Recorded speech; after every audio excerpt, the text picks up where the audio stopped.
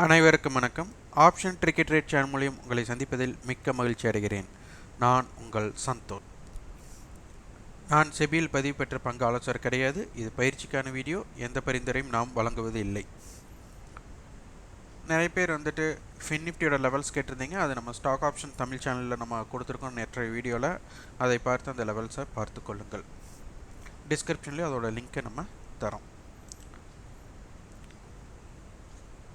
இன்றைக்கி ஃப்ரைடே, அது நம்மளுக்கு எப்படி இருக்க வாய்ப்பு, ஆமாம் ஃப்ரை அண்ட் ட்ரை டேவாக இருக்க வாய்ப்பா அப்படிங்கிறத பார்க்குறோம். எதற்காக அப்படின்னா, நம்மளுக்கு ஒரு வீக்கோட ரேஞ்ச், ஒரு வாரத்தோடைய ரேஞ்ச் நம்மளுக்கு ஒரு 300 புள்ளிகள்லேருந்து 500 புள்ளிகள் அப்படிங்கிறத நம்ம பார்த்துட்டு வர்றோம்.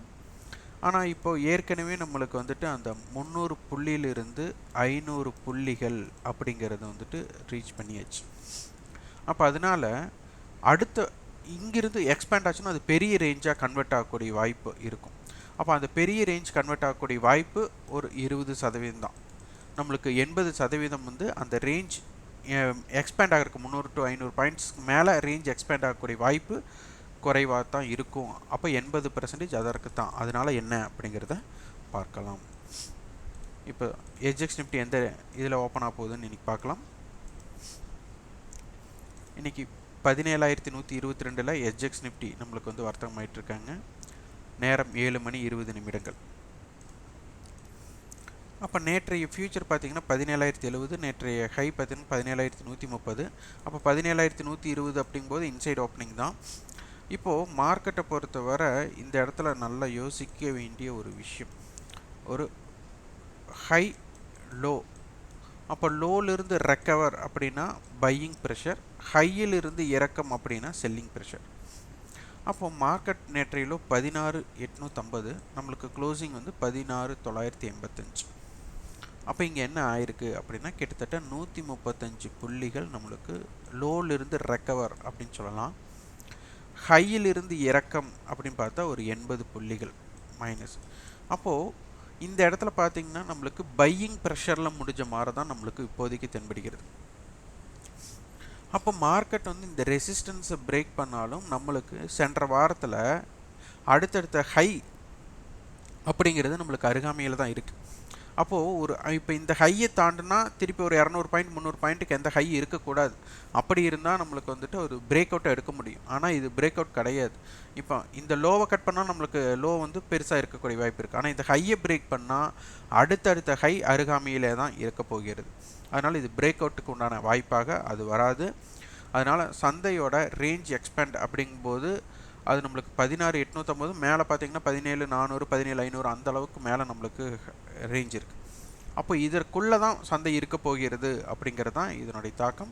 அதனால் இன்றைக்கி வேல்யூம் அப்படிங்கிறது ரொம்ப இருந்தால் மட்டும்தான் அதே மாதிரி நம்மளுக்கு ஏற்ற இறக்கம் அதிகமாக இருக்க வாய்ப்பாக இருக்கும். ஆனால் இந்த இடத்துல அந்த ரேஞ்ச் எக்ஸ்பேண்டுக்கு அவங்க முற்படலை அப்படின்னா வேல்யூம் கம்மியாக இருக்கும்.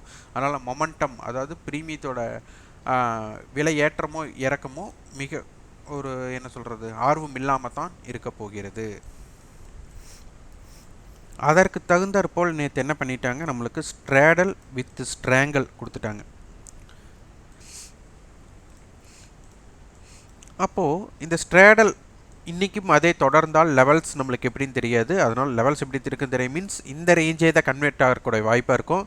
நம்மளுக்கு டேபிள் மாறினா மட்டும்தான் ரேஞ்ச் மாற்றத்திற்குண்டான வாய்ப்பாக அமையும்.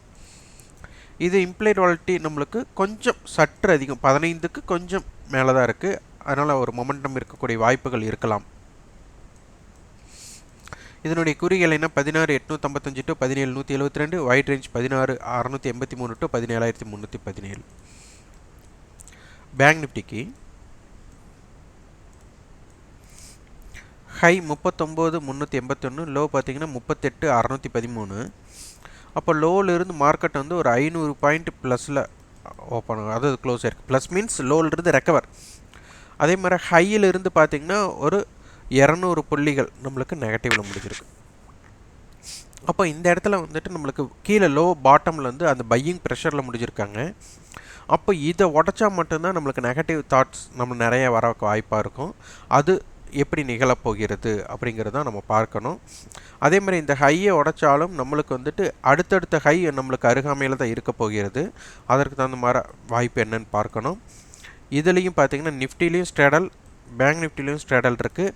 ஆனால் பேங்க் நிஃப்டியில் ஒரு மல்டிபிள் ஹெட்ஜ் இருக்குது. இந்த மல்டிபிள் ஹெட்ஜுக்கு உரம் சேர்க்கணும், வலிமை சேர்க்கணும் அப்படின்னா இன்றைக்கி மார்க்கெட் பாசிட்டிவில் நிலை பெறக்கூடிய வாய்ப்பு இருந்தால் இந்த மல்டிபிள் ஹெட்ஜுக்குண்டான ஒரு மரியாதைக்கு ஒரு தார்க்கத்திற்கு சந்தை நல்லா ஏறக்கூடிய வாய்ப்பாக அமையும்.